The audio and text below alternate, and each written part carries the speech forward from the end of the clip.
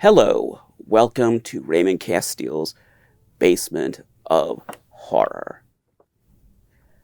We have a different configuration today because we're going to be opening this box. Yes, we're doing an unboxing episode. And this is not something I bought. This is a gift, or as I understand, it's a collection of gifts. I don't know how many gifts are in here, but these are gifts for me, from my good friend, Matt Jaycox. He's one of my very best friends. I've known him a long time. And occasionally he sends me gifts for Christmas or special occasions. And this is one of those times. And I showed you on a previous episode some custom dolls that he made for me.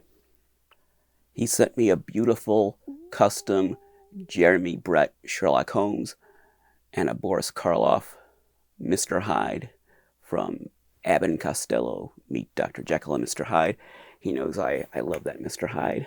It's an underrepresented character. Well, in recent years, there have been a few toys and things, but historically, it's an underrepresented universal monster.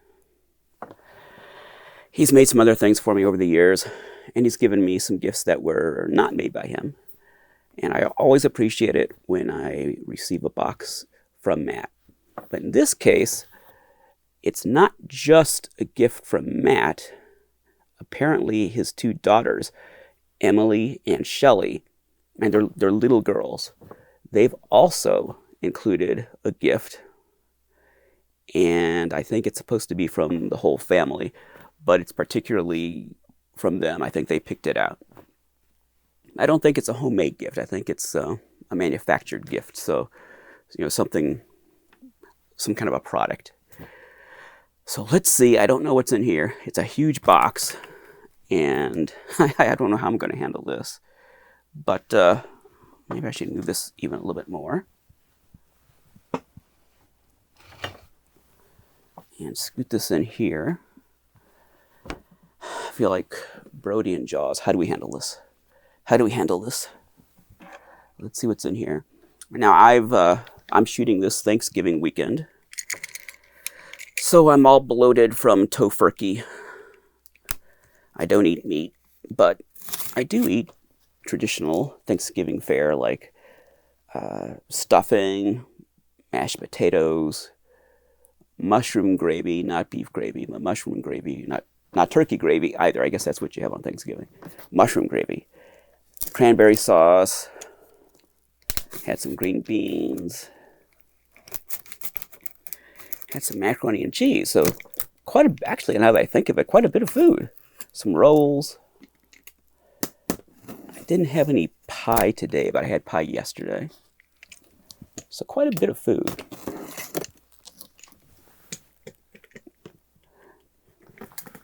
And of course, I took a nap, as you always do on Thanksgiving. You eat and then you take a nap. Now, it's not Thanksgiving Day, it's Thanksgiving weekend. So I've already had Thanksgiving Day, which I spent at the home of a neighbor's children. They're grown children.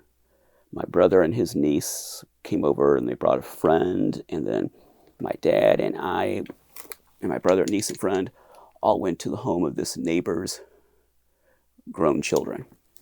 And that's where we had a Thanksgiving meal. I didn't eat much at that because it was mostly, turkey-based, and just eat some sides. So my real Thanksgiving meal was one I prepared for myself the following day. And as I ate, I watched a Charlie Brown Thanksgiving. I'm looking at my cable here. What am I going to do about this microphone cable? As I ate my dinner, I watched a Charlie Brown Thanksgiving on my iPhone. I just set that up there and watched Charlie Brown. I hadn't seen that in a long time. I do try to watch The Great Pumpkin every Halloween season, but I haven't watched the Thanksgiving episode, the Charlie Brown Thanksgiving, in a long time. So that was interesting. It was better than I remembered it. I thought I'd be disappointed, but it was actually pretty good.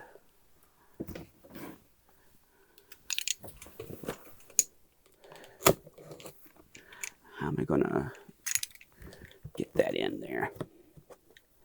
You know, it's becoming harder to find some of those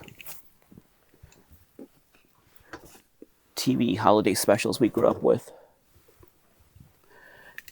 I thought I could just go on Amazon Prime and it would be right there, but it wasn't. And I went to Tubi and it wasn't there either.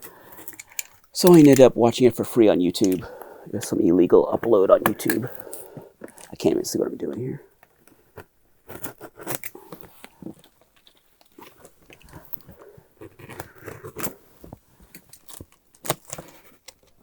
Oh my goodness. Might have to cut. And I'm cutting the box. Might have to cut the video.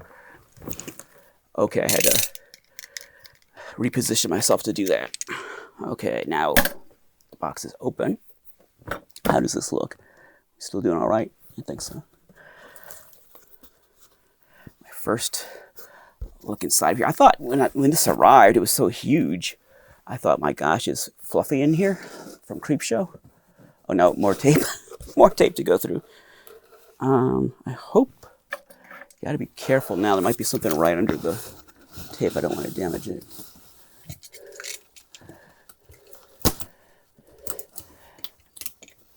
For Christmas, oh gosh, there's styrofoam peanuts in here.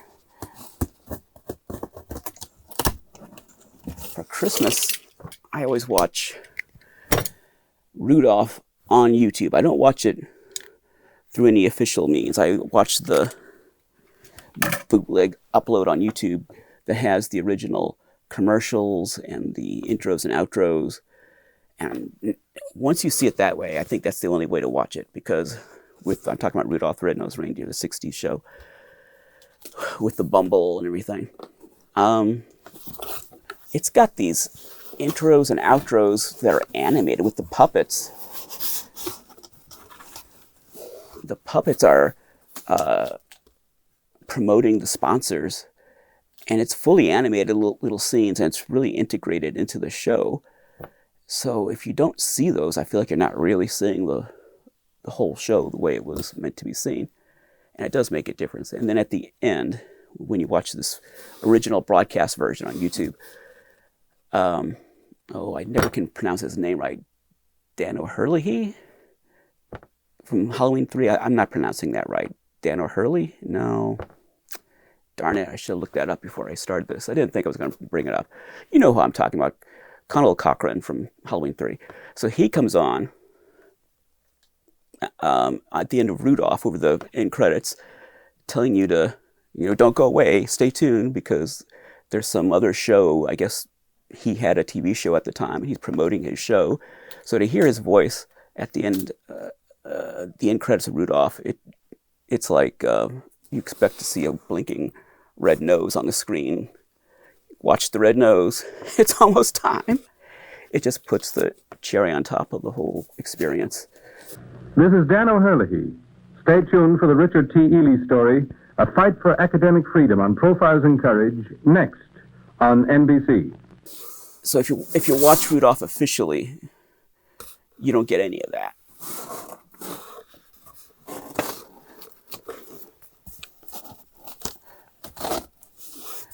Okay, we have a nice envelope to Raymond, spoilers free.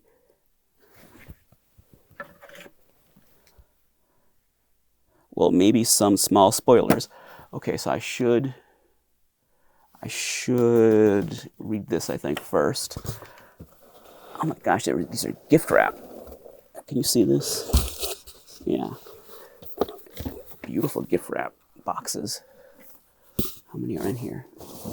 There's another box inside. Oh my gosh, this is going to take a while. Yeah, I might have to reconfigure this.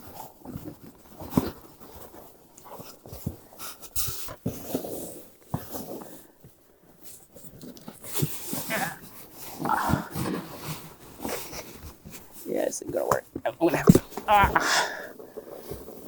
Okay.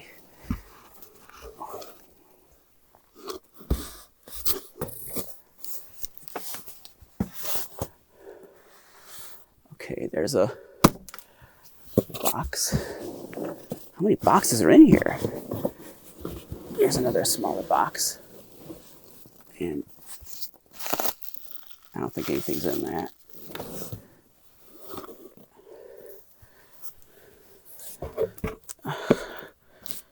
Okay. And apparently there's a top and a bottom to the contents, so I'm trying to keep things right side up. Here's another box. Oh, this one's not sealed.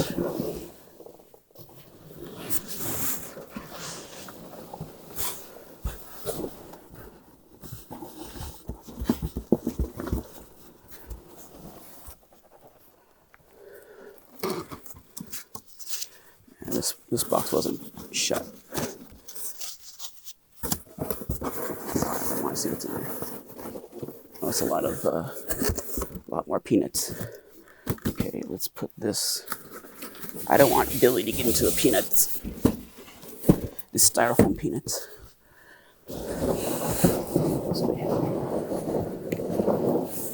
I think that's everything. So I'm going to put this big box away. Oh my gosh. Whew. I'm going to put this away and then I'll cut and I'll come back. Okay, I'm back. All right. I'm a little cockeyed there. I've got the boxes here, the individual boxes. I put the big box away. Got this letter.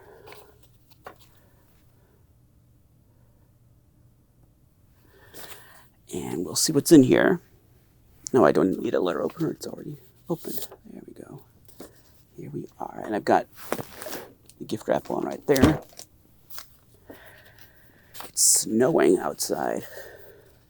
First snowfall of the year. Oh my goodness. There's quite a bit there. Let's see here. All right, I've read this. It's not really the kind of thing to share. I mean, I did hold up the screen, but it's not the kind of thing to share publicly. Nothing really private. It's just not, it's for me. So I've got an idea now, I think, sort of what I'm going to see in here. Kind of. All right, I'm going to put this aside. There we go. I'm going to open the gift wrap one first. I think this is the one from the girls and the whole family. So I'm going to open this up. I'm doing this because I have a monitor over there, but I have to kind of bend down to see it. I just want to make sure it's all, I want to see what it looks like. Make sure you can see this. Okay, now I'm not, when it comes to gift wrap, I don't try to save the gift wrap. I just sort of tear into it, but I'll be a little more civilized here.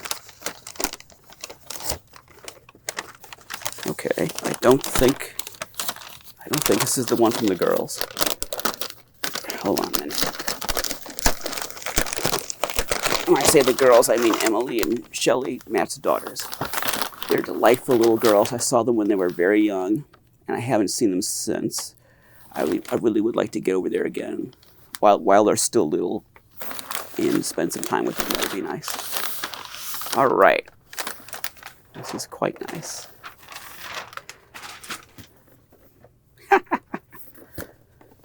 It is a Nosferatu figure. Ta-da!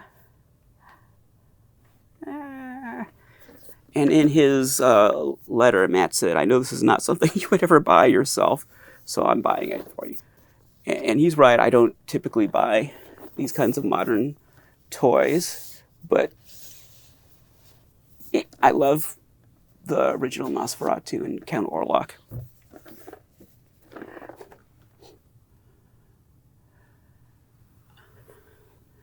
Okay, I know you're an old mint and package guy. You will, what does it say?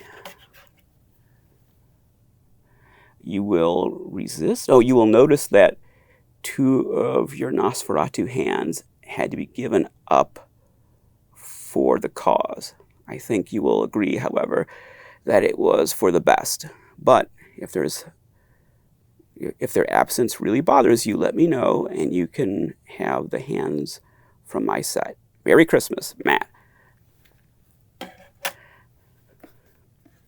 He's a customizer, so he, as I said, so he used the hands.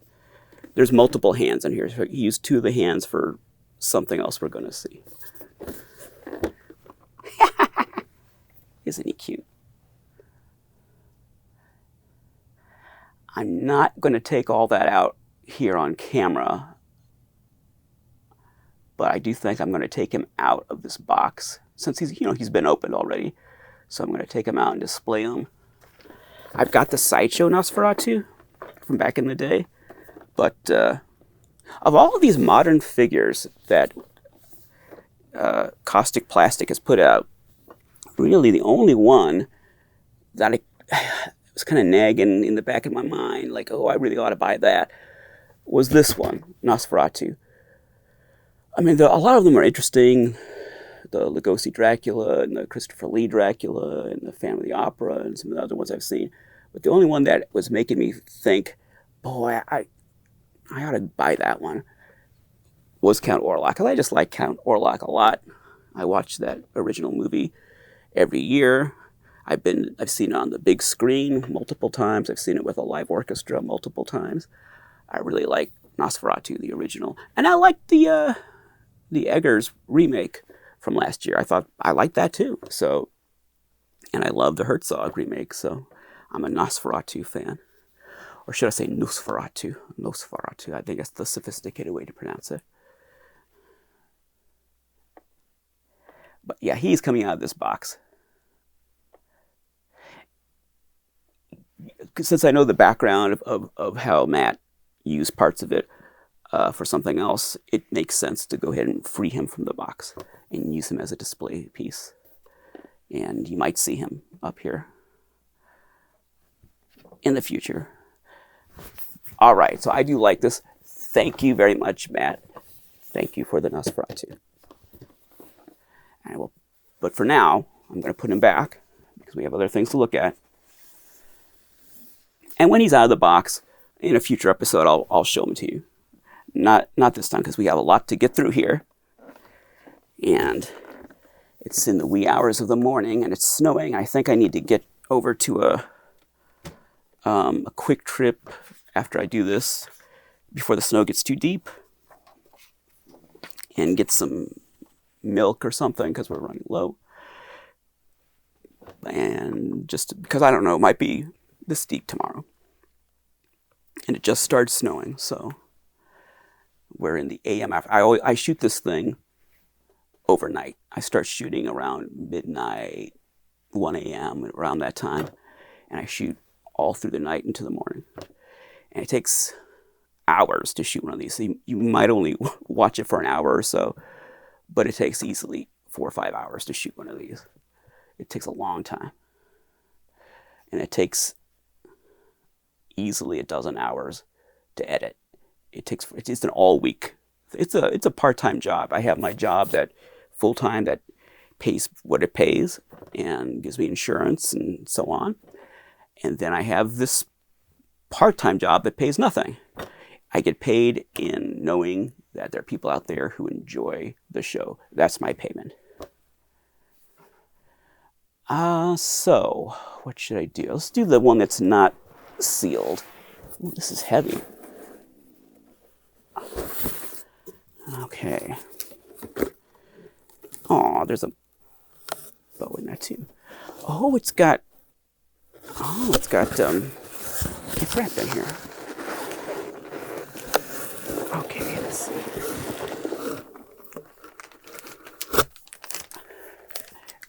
It's very heavy. So I know from the letter that there are books in this gift box, the whole gift box. So this must be a book. Let's see what book it is. If I had claws like Count Orlok, I would just go.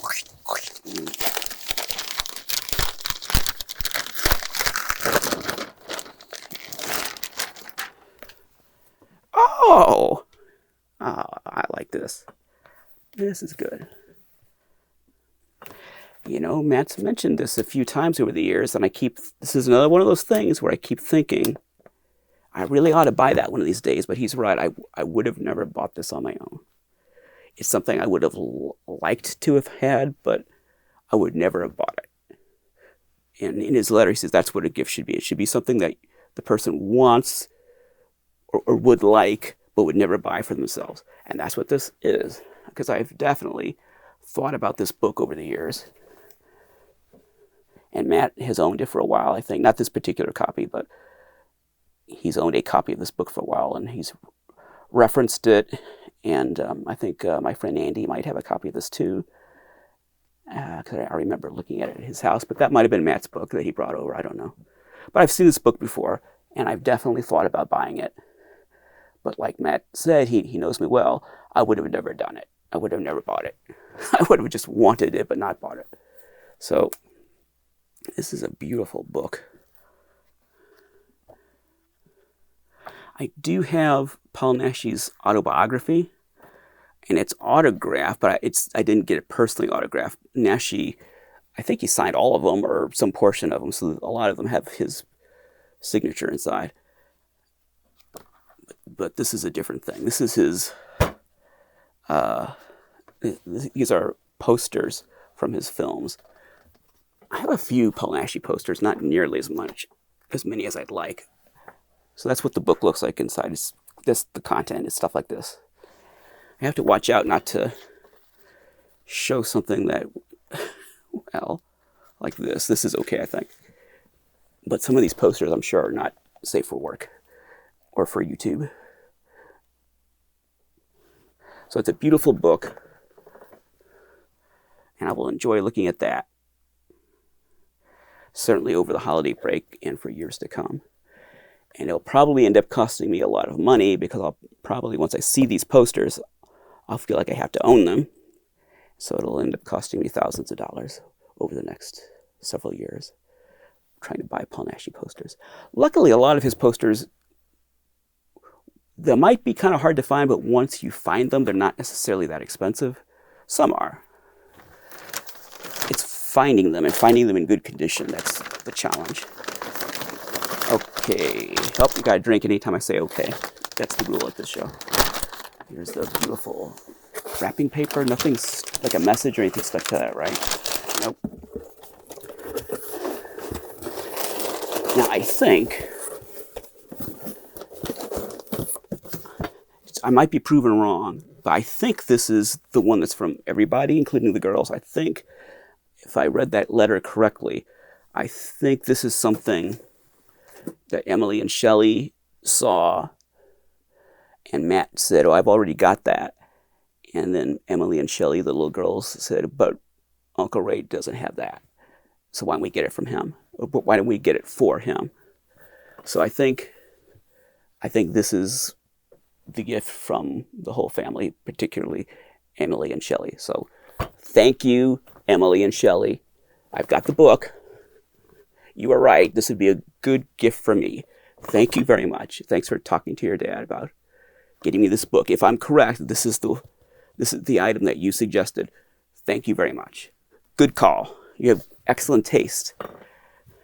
Your dad shows me videos of your girls growing up, so I feel like I've spent much more time with you than I actually have.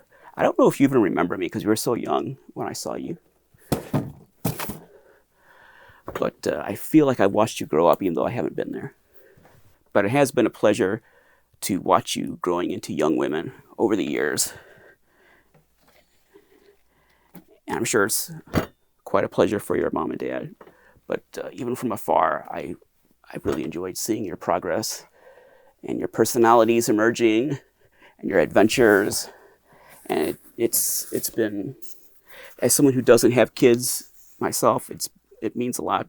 My friends share things like that.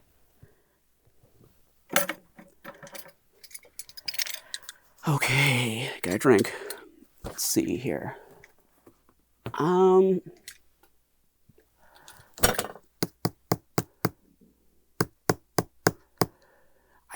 I think this is the main event in this in this, based on that letter, I think this is the thing that Matt is really like waiting for me to see my reaction to this. So maybe I should save that for last. I hope I can put that on its end. This, I think, is something else, but this might be a little oily from what he was saying in the letter, so I hope I don't soil what's in the other box. I'll take a chance. I'm going to open this first. I have an idea of what's in here, but not exactly. I have an idea of, let's say, the genre of toy that this represents. But I don't know exactly what company, what toy line. I think I know what type of toy is in here.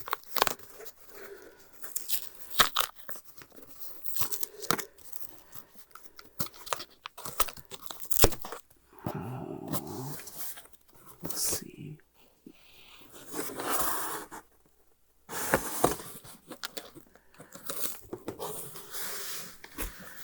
He's got some serious packing in there. Look at that. Look at the foam in there, sectioning it off. So that's interesting.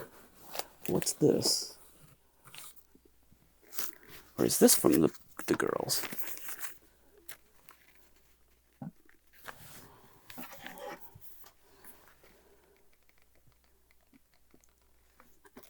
Okay, it's something Sherlock Holmes related.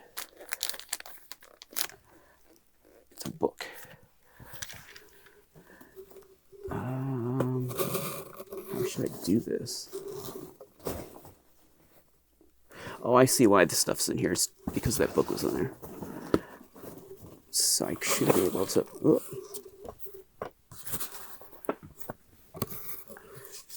I should be able to lift this out.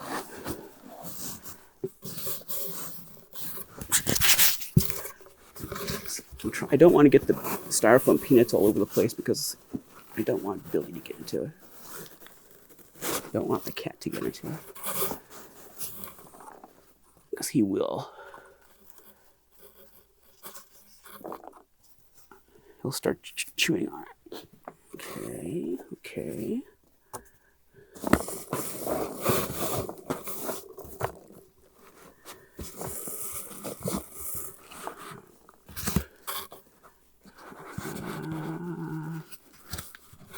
Don't know what this is. Oh, it's gift wrapped.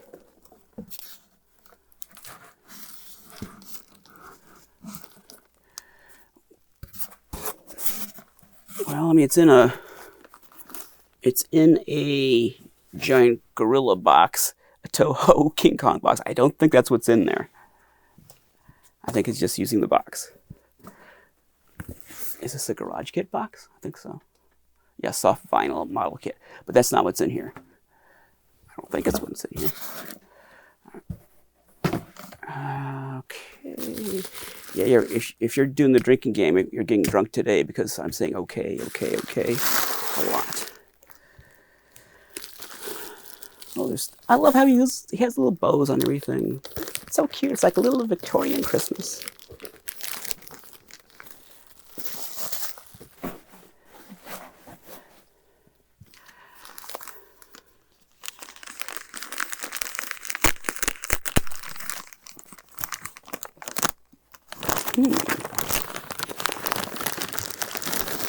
Ah, whoa.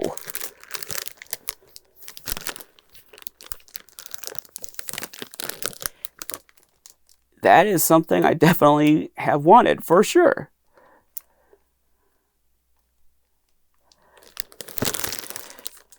Should I unwrap this? I know what's in it. So from what I saw in the letter, there's not a full complement in here. I think he had 2 boxes and divided them up. But I've got several tagged ones that don't have a box, so I could easily add those to this if that was important. I definitely have been looking at these over the years, and again, never pulled the trigger. It's another one of those things where I keep thinking I should buy it, and then I just don't.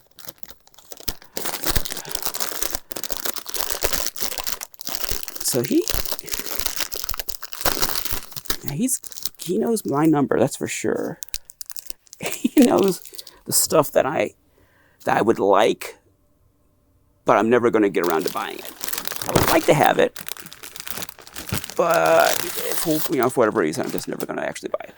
Okay, so this is something I've definitely been looking at for a while. Let's see what we got in here. More foam. How many little grizzlies we got? Just 3 little grizzlies.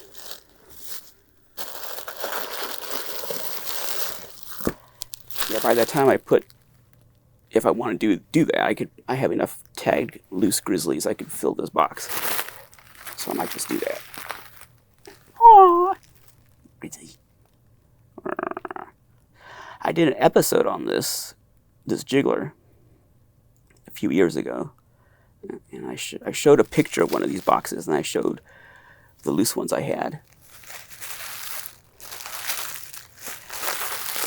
It's cool.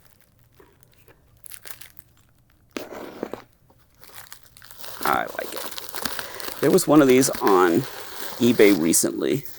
I don't know if this is the one that was on eBay. Could be. And again, I looked at it and I said, should I? I thought about it. No, I didn't bid on it. But I've definitely been, every time one of these comes up for sale, I always look at it and I always think, I don't know. I want it, but for some reason I just don't pull the trigger. I don't know why there are things like that where I absolutely do want them, but I just don't buy them. Psychologically, I don't know what that is. And then sometimes I buy stuff kind of foolishly that's not, things that are not very important to me, but for some reason I do pull the trigger. I don't know why.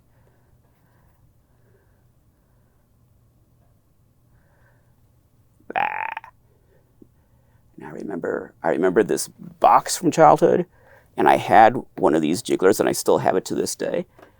And I remember the movie. I didn't see it at the theater. I saw it when it, can you see me? Yeah. I saw it when it came on TV. But I remember when it was out, when it was at the theater. I remember the commercials. I remember the ads in the newspaper and being excited about it, and seeing the jigglers in the store. I think I saw them at Kmart, and that's where I got mine. So it brings back memories.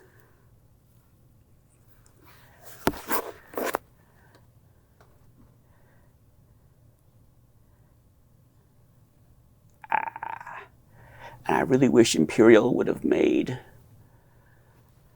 a prophecy bear, Katahdin from Prophecy. So I can't remember Dan, what's his name? I can't remember his name, or her, or Hurley, or Hurley, I don't know. But I can remember Katahdin. That I can remember. I wish Imperial had made a jiggler of Katahdin from Prophecy as a kind of counterpart to this grizzly. That would have been neat. Or maybe branded some rubber bats as Nightwing. I could go on and on about jigglers I wish had been made. No one ever made a Bigfoot jiggler or a Yeti jiggler. That's a huge oversight, especially when Ben Cooper had the license for Sid and Marty Krofft, Bigfoot and Wild Boy, and they made made more than one licensed costume, but they didn't make the jiggler. Where's my Bigfoot jiggler? My Sid and Marty Krofft Bigfoot jiggler. Where can I put this?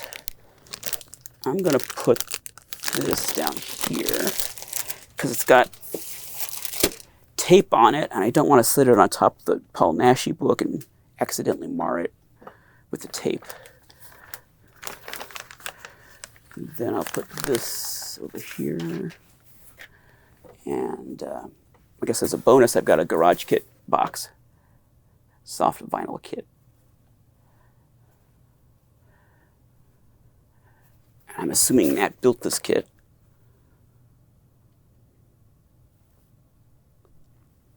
Interesting that it looks more like a resin kit, like a resin garage kit, but it says it's a vinyl kit.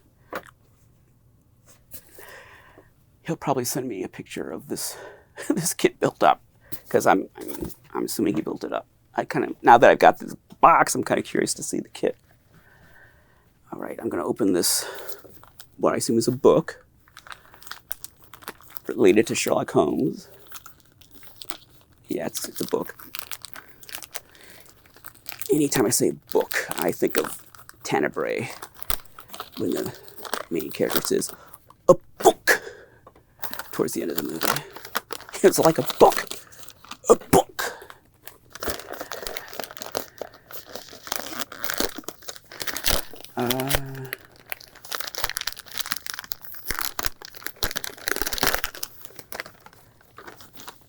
Ooh.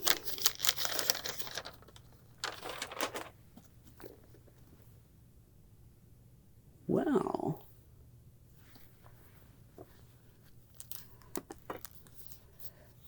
I thought this would be a new book, but I don't know that it is. I'm going to read that, but I want to see when was this book made? 1972, I thought so. It's in beautiful condition. It's like new, but I could tell it wasn't new, though.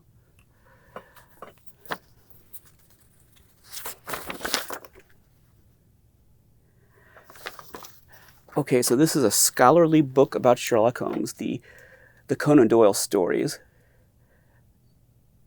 I mean, I'm assuming about the character too, but it's focusing on the stories and the chronology of the stories.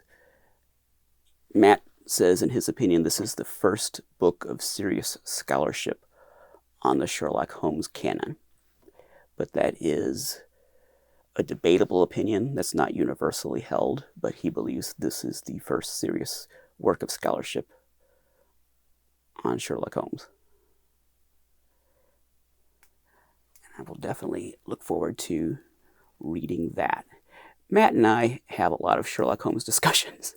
We're both Sherlock Holmes fans, and we talk about him a lot and make reference to the stories, and particularly the Jeremy Brett Granada show. I mean, I liked Sherlock Holmes before the Granada show. As a kid, I liked Sherlock Holmes. I watched Sherlock Holmes movies, and I had read some of the stories.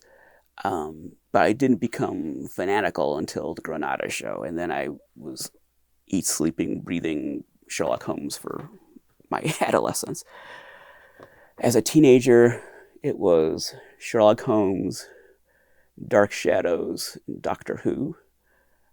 Granada, Sherlock Holmes, Dark Shadows, and mostly Tom Baker, Doctor Who. Really all classic era Doctor Who, but mostly Tom Baker. So those were my pillars that were shaping my geeky adolescent self. I had The Great Detective and Barnabas Collins and Doctor Who running around my brain 24 hours a day. Well, I'm just still think this is a beautiful book. I mean, just the condition. It's like you bought it brand new yesterday. But I knew immediately this was not new.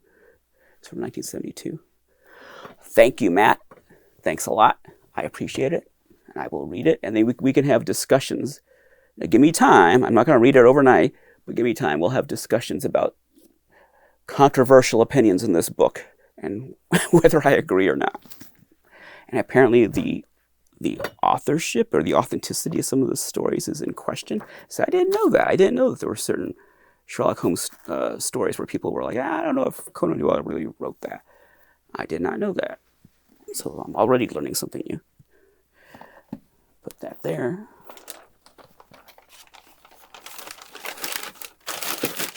Now we'll come to what I think is, for Matt, the grand finale. This is the thing he's really proud of and the thing he's very excited about. And I'm sure I'll be excited too. How should I do this?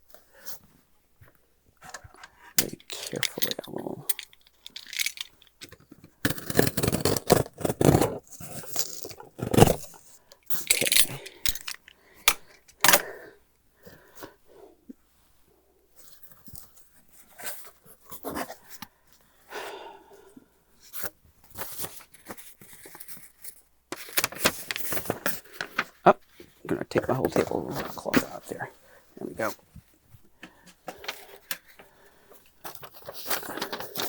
Because this is a different configuration. I keep looking to see, is this all in camera? Is it all in frame? Yeah.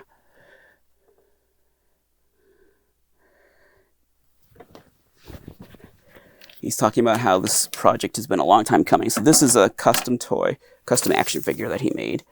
And he's saying this has been a work in progress for a long time. I think he's been thinking about it for a long time. And then he's been working on it for a long time. And he believes this is his masterpiece. And I'm sure I'll agree. That's the best way to lift this out of here, just like that.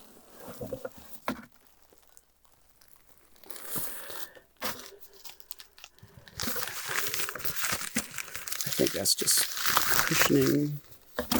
Anything else in there? Nope.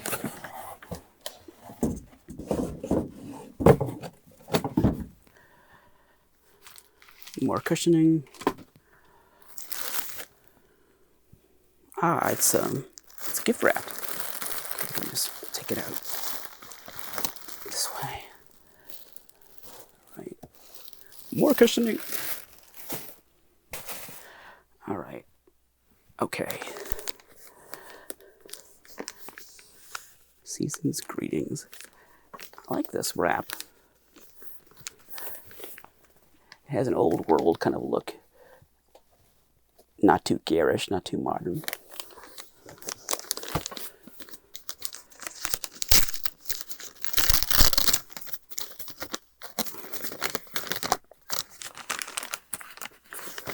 And Matt, he doesn't just make custom figures, he makes the packaging as if, and I've talked about this before, as if he were a toy company. And this company, we're putting these out. Is this Mage? It's Mage.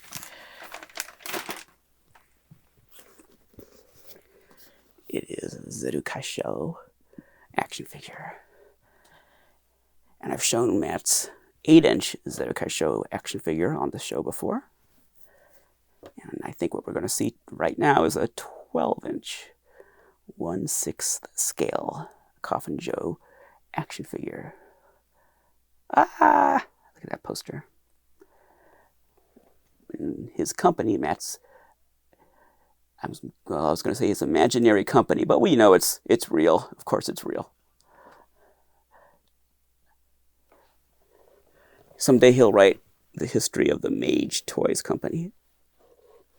Let's just appreciate this. So it's This Night I'll Possess Your Corpse. Jose Mojica Marines is Zerukaisho Coffin Joe. I like the little parentheses, Coffin Joe. 12-inch fully posable figure of Jose Mojica Marines as Coffin Joe. World famous movie monsters. Caution, contains small parts for children 18 and up. Made for Mage Toys Limited, a division of Matt Toy Inc.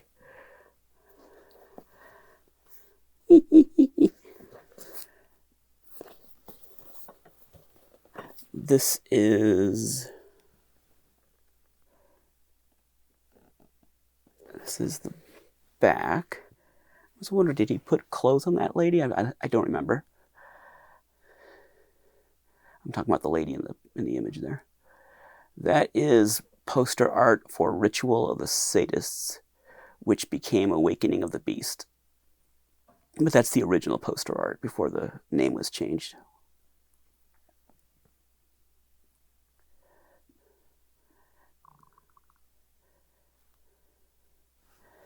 And this is the poster art for This Night I'll Possess Your Corpse.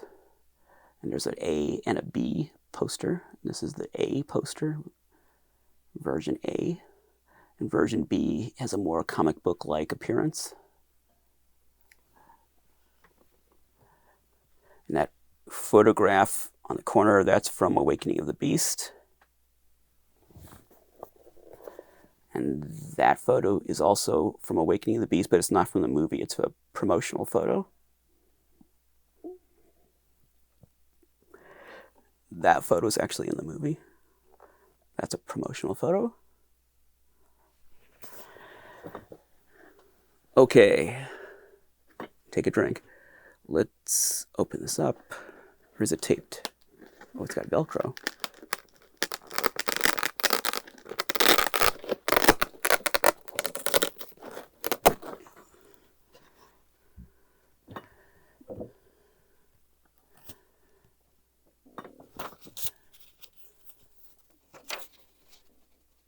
Goodness.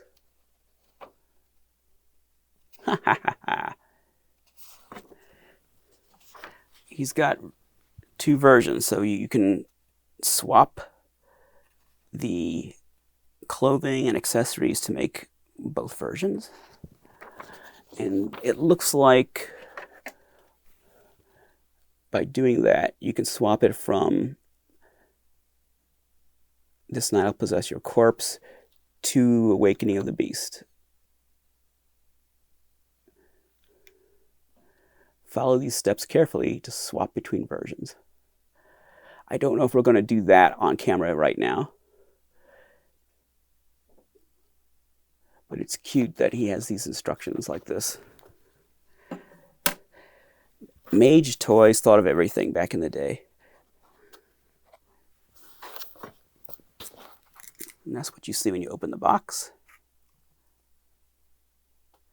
It's too bad that most people don't have the opportunity to own one of Matt's toys because he only makes them for himself and select friends. He almost never sells anything. I'm not sure if he ever has sold anything. Maybe never. I don't know if he ever has. So he makes toys for his own satisfaction and his own artistic expression. And occasionally he makes them for friends. And that's it. He really is an artist about this. This isn't a business for him. This is an art form. Oh, I shouldn't have tipped it like that. I'll put that there. Get him out of there. There's so many little pieces. I have to be careful about this.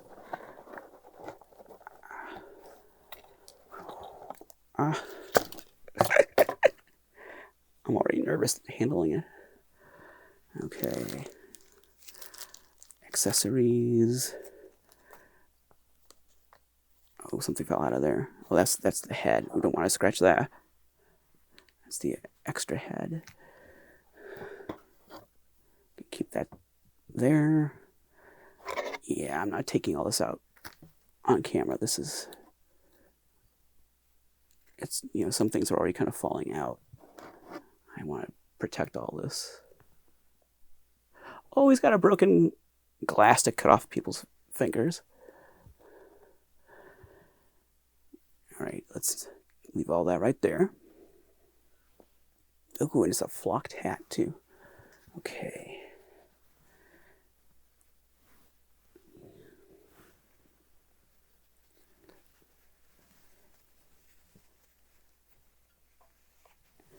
Oh, I want to be very careful.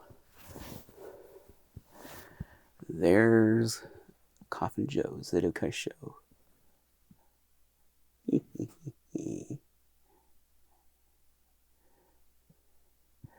Very difficult likeness to nail. And I know he's had discussions with me without telling me what he's working on. It's kind of like Lugosi. I think these days Lugosi's likeness, more people have kind of cracked the code, but once upon a time you just could not get Lugosi's likeness correct. And Mujika's kind of like that. It's very hard to get him right, especially young Mujika. And that's why the Nosferatu is incomplete, because it wasn't until that figure came out, Matt said, that he got the idea to. He was already thinking about making this, but there were elements that were missing that were keeping him from going 100% forward. And the hands were one of those things. And when the Nosferatu came out and he saw these hands, he said, I know what I can do with those. And the idea here is he wanted to make a Hot Toys style Coffin Joe. Like, what if Hot Toys made a Coffin Joe figure? What would it look like?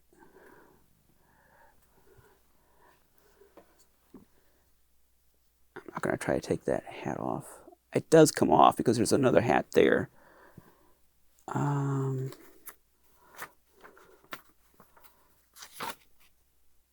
Yeah, it does come off. I don't know if I want to take that off. Ooh, I'm scared. Oh, there we go. Oh, he's got hat hair. There he is with he's got his ears sticking out like Majika should. That's the one thing about me that doesn't look like Majika, my ears. My ears don't stick out. That's the giveaway. If you're looking at a picture and you don't know whether it's Majika or me, look at the ears. If the ears are not sticking out, it's me.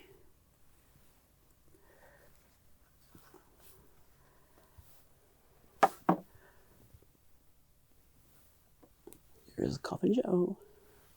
I like how he's posting with I almost don't want to move him because that is a Coffin Joe pose.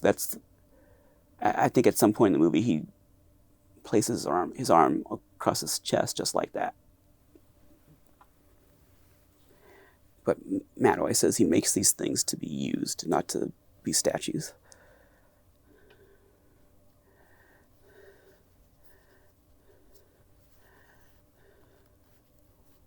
I'm just scared to move him. I'm so timid about moving these things. Yeah, he's going to be disappointed that I didn't move it more. But I'm too scared to do it. Especially on camera where I'm thinking about, 50 things at a time. I'm thinking about producing a show, not, later where I'm just focused on this. I'll feel better about it. Right now I've got too many things on my mind and I'm worried I'll do something wrong. So there he is with his arms down. Yeah.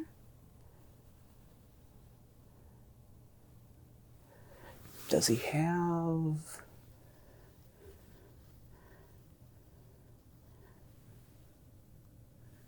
I was wondering, did he have the pockets for the blades?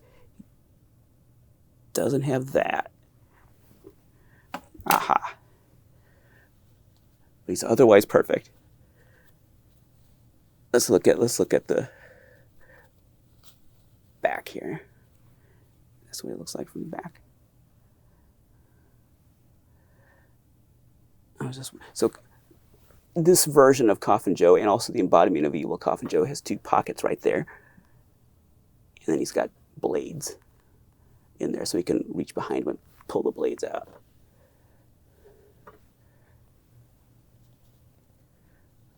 But I'm really impressed by the cravat.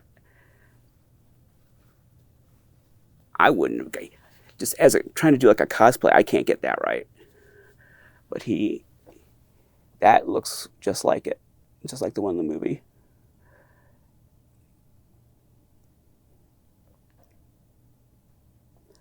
And one of the reasons in my own cosplay I went for a Awakening of the Beast version of Coffin Joe is because I couldn't get that cravat right. I could do the fancier clasp with the circles and then the medallion. I could do that, but I couldn't do that cravat. So that was one of the deciding factors in going for an Awakening of the Beast look in my cosplay back in 2004. Gosh, it's been 21 years.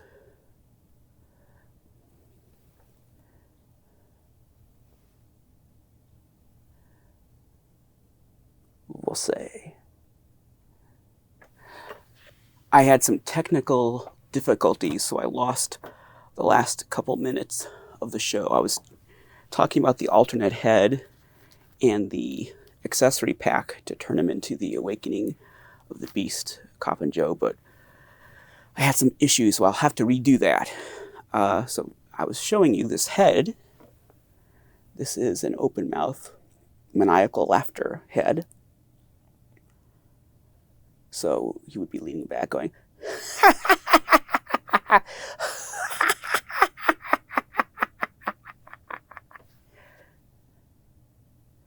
Or you could be eating meat on Good Friday. That's another thing he could do. Let me see if I can get over my fear of destroying this toy. And, oh gosh, I'm going to take this hat out, but I'm just scared to death of breaking something. Oh, there we go. Yeah, I'm terrified of breaking something here. All right, I think I've got that on there correctly.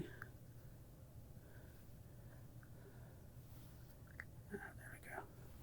So that's the head with the hat on it.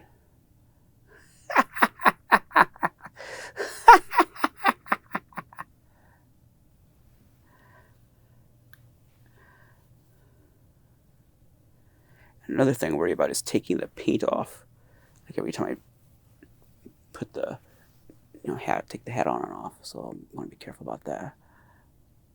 I'll deal with the hat later. I don't want to break the brim. I just don't want to break anything. Head back in here. The head goes in there. And this is the accessory pack that turns him into Awakening of the Beast Coffin Joe. He's got the red lining and that fancy cravat, which to the naked eye, at least to my naked eyes, those little circles look black, but I think you can see on camera they're actually red. I can't see that. I could see it when I reviewed the footage just now when I had my technical difficulties. I had to look at to find out where I had to start over. So I could see that they're red, but to the naked eye, they look black. And there's the medallion in there. And that's actually significant about the color of those, because on the old DVDs, and certainly the VHS releases of the Coffin Joe movies from back in the 90s, but even the DVDs from 20, 25 years ago, those circles looked black. So when I did my cosplay, I made them black. I thought they were black. And then when higher resolution photos and footage became available later, I realized, oh, they're red. I didn't know that. But they sort of fool your eye, because even now looking at it, they look black, but they're actually red. And unless you, I think if you know to look for the color while you're watching Awakening of the Beast, I think you can tell. But just at first glance, as you're watching it, they do look black. So that was a mistake I made with my cosplay. I made the circles black. Whereas if I were doing that again today, I'd make them red. And these are red. But they're very dark red, and they look almost black, depending how the light hits them. I was saying that this almost looks like this accessory pack, instead of Awakening of the Beast, it almost looks like a Raymond Castile accessory pack, because that cape just looks like a miniature version of my cape. And now the medallion is, I'm assuming, his film accurate medallion. I've never had a medallion that looks just like the one he has in that movie. A lot of people call it the Millennium Falcon medallion. I mean, I think Matt's called it that, but I've had other people call it that. So it's kind of a universal thing that people observe the shape of it. It looks kind of like the Millennium Falcon. And I've heard other nicknames for it, but it's hard to find a good close-up photo of that medallion. And the one that I had for my original cosplay was a satanic sorcerers kind of, it had like occult symbols on it. It wasn't, I think it was like a Spirit Halloween kind of a prop. It was nice quality, but it was supposed to be like a satanic priest or a dark wizard or something like that. It had occult symbols on it, which is not what Coffin Joe, well, he wouldn't have those symbols. The one I use now is one that was actually made for Embodiment of Evil. The medallion he uses in Embodiment of Evil, it does have symbols, but they're not occult so much as they're spiritual symbols that represent all these different philosophies, all these different religious ideas. It's supposed to be like a combination of all the world's different philosophies put together. Well, that's a whole other discussion, what that medallion means. But there were a couple of dozen made for the movie, and Majika and then later his estate sold the extra ones, and that's the one I've got. I've got one of the ones that were originally made for the film, and then I think you can still buy them. I think there's still a few left on their website. I don't know if the website's still functioning now or not. They had a merch website, but that's the medallion I use now. And I did talk about the bottle in the first movie. At Midnight I'll Take Your Soul. He breaks a glass. Well, he breaks a bottle. And did I just call this a medallion? It's a bottle. It's wee hours of the morning. He breaks a bottle, and he shoves it on someone's hand and cuts their fingers off. And I think this was an actor that actually had some fingers amputated already, and he shows up later. I believe he's in Black Exorcism. He shows up again doing the same gag where he's got fake fingers attached to his hand, and so they can be cut off.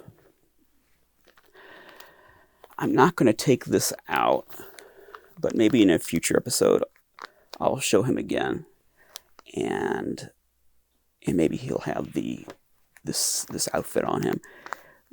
But I don't want to. I'm certainly not going to undress him right now and try to change his outfit right now.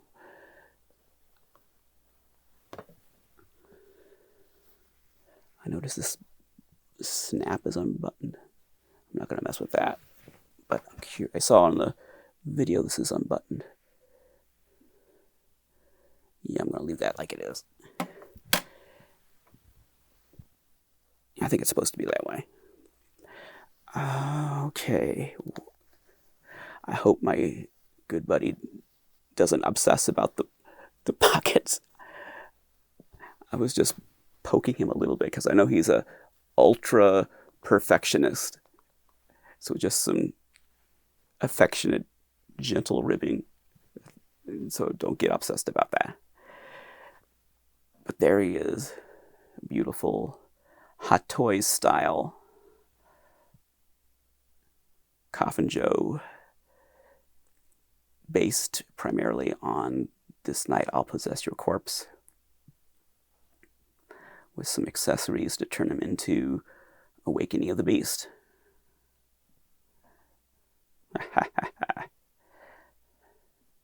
This isn't Will. If he's going to laugh, he needs to be this head. Oh, there's a color difference. That's interesting. Because he's older with this head. He's older. I don't think this is supposed to be both This Night I'll Possess Your Corpse. I think this is supposed to be Awakening the Beast head. So he's a little older, maybe a little more swarthy, a little different. He certainly changed from when he made this film to when he made this film. His appearance changed, and then changed even more over the years. So you can really tell from one film to the next, he looks different. And as Matt pointed out, I didn't notice this. His teeth changed. I didn't notice that. He had a gap between his front teeth and some other issues, dental issues, in the first two movies, certainly. And I don't know when he fixed them, but by the time you get to the 70s, his teeth are different. They're perfectly straight and white and even, and the front teeth are together. And Matt noticed that I didn't. And because in Embodiment of Evil, when I interacted with him face to face, he had, of course, his latter corrected teeth. But when I looked at his early films, sure enough, those are different teeth. So he had dental work. Matt noticed that. I didn't notice that. And Matt was probably already working on these. That's probably why he noticed it, because I see that this Coffin Joe with this head with the open mouth does not have the gap. So this is more like a 70s Coffin Joe head, which is why it's a little darker, a little more full in the face, and it's got the 70s teeth. And Awakening of the Beast, I think, is 1970, and it could double as, well, I was going to say it could double as a Black Exorcism Coffin Joe, but by then he's got the sequined jacket and the owl medallion instead of the Awakening of the Beast medallion. So he's got some changes by the time you get to Black Exorcism, and then that continues through the 70s. So he's kind of like Disco Coffin Joe in the 70s. He's got black sequins, like sparkly jacket, and more shiny clothes. I think of the shirt underneath is kind of shiny, and everything's kind of shiny. It's the 70s. But this is his 60s hippie era Coffin Joe.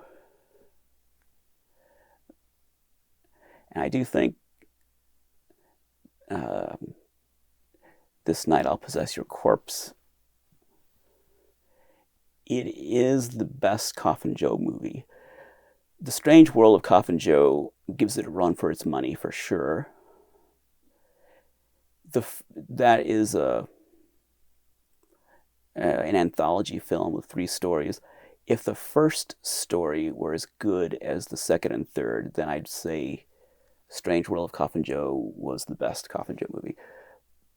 But that first story is kind of weak, and that's a problem. It's not terrible, but it's definitely a step down from the second and third story. So if it were not for that, I would say that was the best Coffin Joe movie and the best movie of Mujica's career. But because that first story kind of drags it down a little, I'm going to say This Night I'll Possess Your Corpse is the best. He agrees.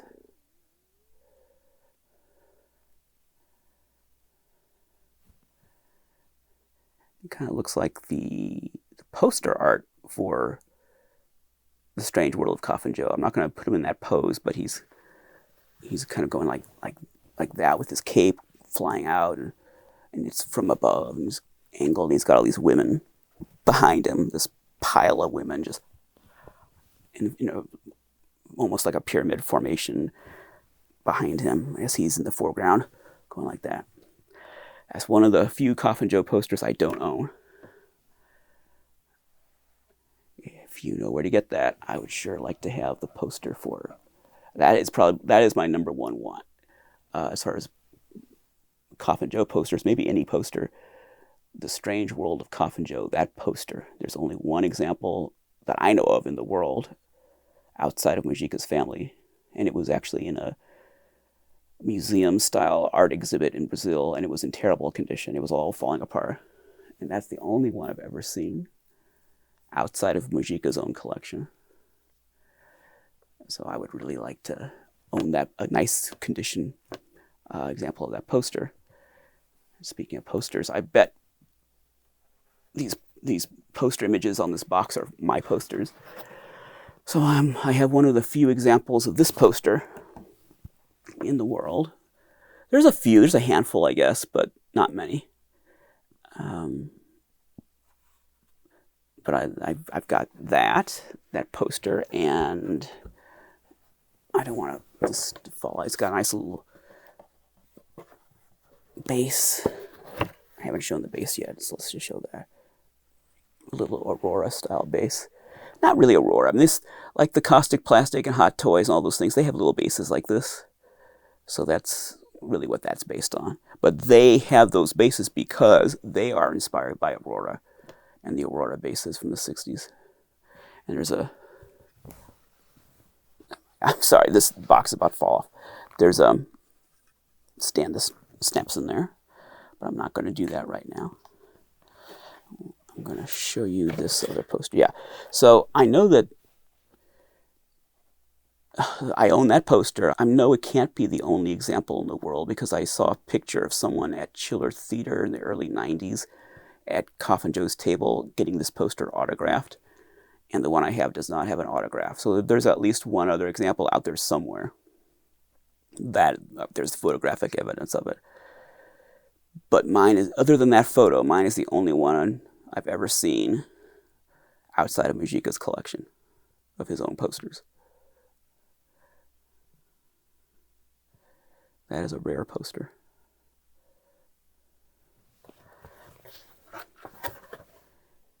I don't remember if she has that top on or not in the original, or if Matt touched that up. Because this is supposed to be a toy, so they wouldn't put nudity on a toy box. Oh, look at, I'm reading the little summary here.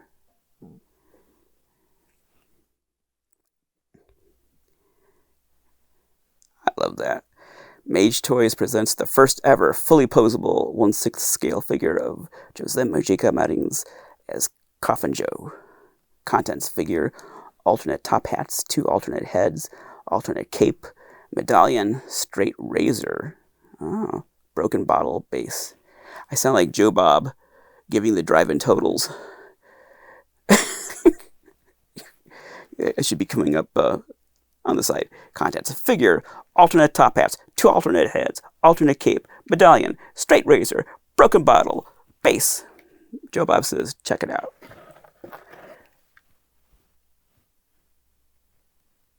Portrait sculpted by Steve Thompson. That's interesting. Portrait sculpted by Steve Thompson. Really? So I'll have to ask Matt about this. Now, I'm wondering if that refers to this head, because that head does look like a resin model kit that I own.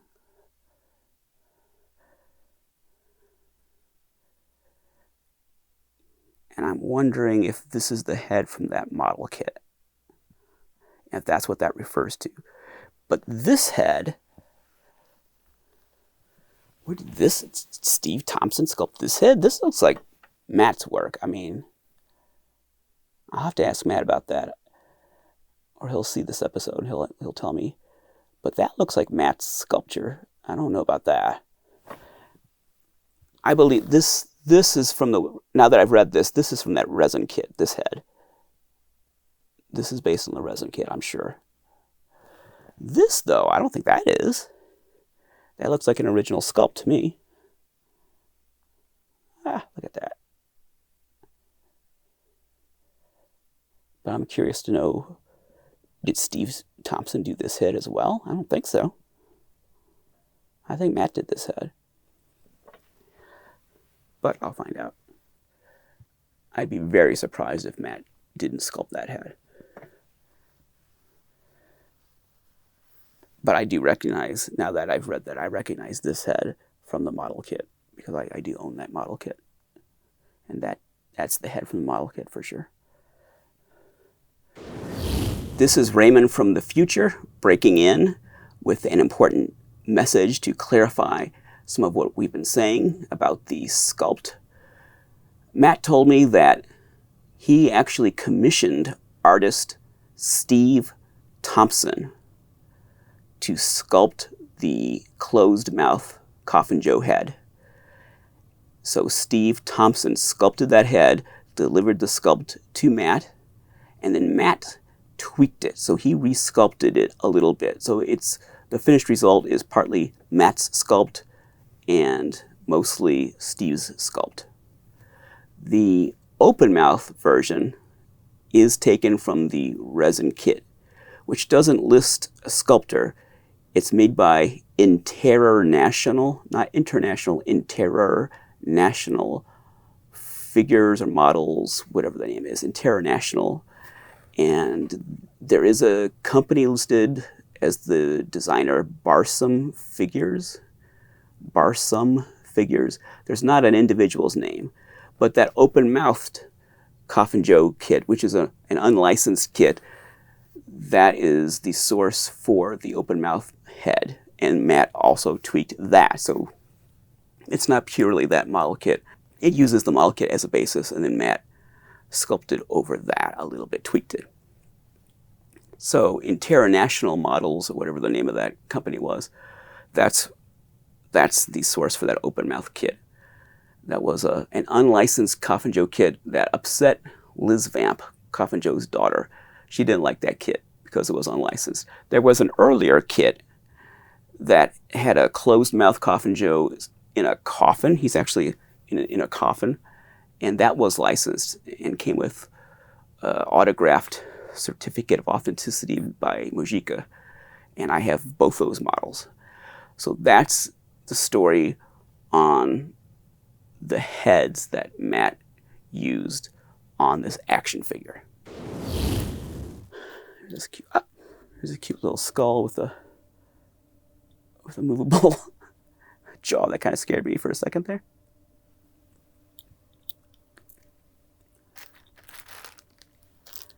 Oh boy, he's got the big spider from that poster, the Ritual of the Sadist poster. You got the spider and the snakes, so you can sort of. I think I see what's going on here. You can recreate that poster.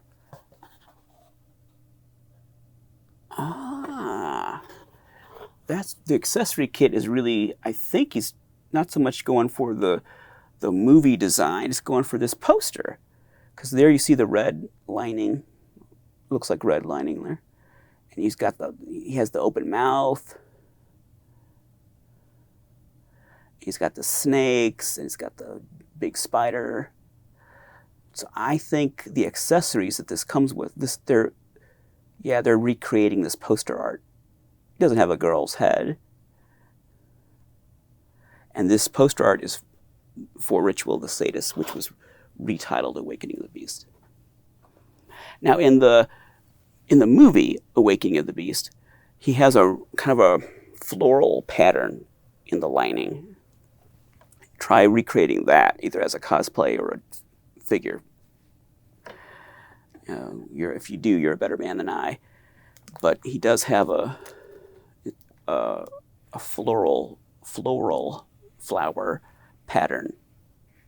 But that's what it looks like in the lining, and I couldn't duplicate that. Forget it. So I just gave it a red lining in my cosplay. And in most of the art, like you saw there, it's just depicted as red. And in comic books, there's a lot of Coffin Joe comic book art out there. He had a comic book in the late 60s, early 70s, and I've got a complete run of that comic book series. I don't know how many other people do. I think there's one other person I've met online who had the complete run of that comic book, including the rare 2 final issues, which were switched to a magazine format. But anyway, even there, you'll see him depicted with the red lining. So that was traditional, to depict his cape with a red lining. And I don't know if in subsequent films he might have had a red lining. But in Awakening of the Beast, Ritual of the Sadist, it's actually kind of a floral pattern, and it's sort of a wine color. It's not like Scars of Dracula red, that kind of red lining. It's reddish, kind of I don't know, like a sort of a wine color, and it's got that pattern, and it has a half cape. Is this a half cape? It is.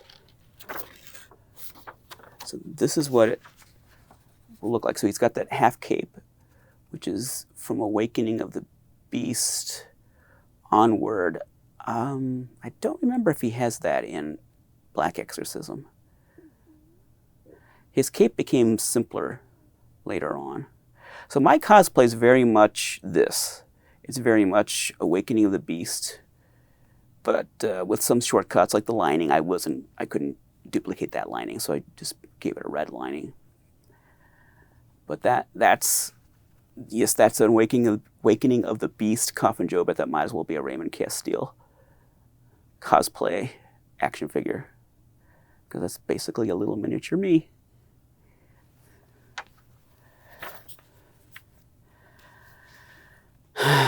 It's a beautiful toy, beautiful figure. It's a little mini me. it's Majika. It's kind of me too. Você. O meu mundo é estranho, mas é digno de todos que eu quero me aceitar. All right. I don't want to have more technical difficulties again and have to redo anything. We had a little hiccup there, and that's happening a lot. So I'm going to need to replace some of my equipment. I don't know if I'm going to get through this season with this gear. I'm going to try, just for financial reasons. I don't want to have to buy new equipment this season, but for next season, I'm going to have to buy new stuff because this is starting to fail. But I think we've gotten through this episode, wouldn't you say? It's still working, so I think we're good.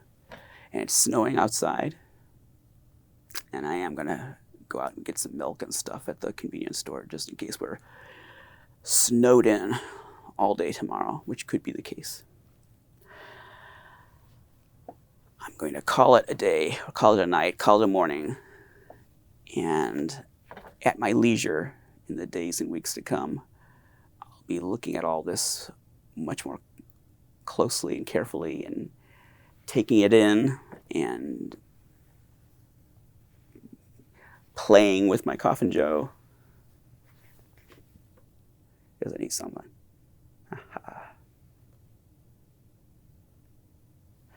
Cool.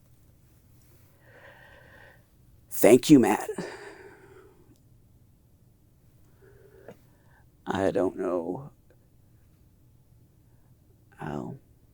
I don't have any words. Thank you very much. And Merry Christmas. And Happy Thanksgiving, because that's when I'm shooting this. You're probably seeing it closer to Christmas, but I'm shooting it over Thanksgiving. Matt, I hope I see you soon. It would be great to see you in 2026 and to see the girls again, see your family again, spend a little time, have some kind of adventure with you. It would be nice. Hopefully we can do that. And I wish you very, very happy holidays. I hope the girls have a wonderful, wonderful Christmas. And I hope you have a great Christmas and a great birthday. And you are a very special person for a lot of reasons. Coffin Joe agrees. And you know, he's not sentimental at all. But even he agrees. All right. Thanks a lot. I hope all of you have a Merry Christmas. I don't know if I probably will have an episode between now and Christmas. So I'll just keep wishing you a Merry Christmas until it's time. So have a great holiday season. Take care. And until next time, the one who dies with the most toys is dead.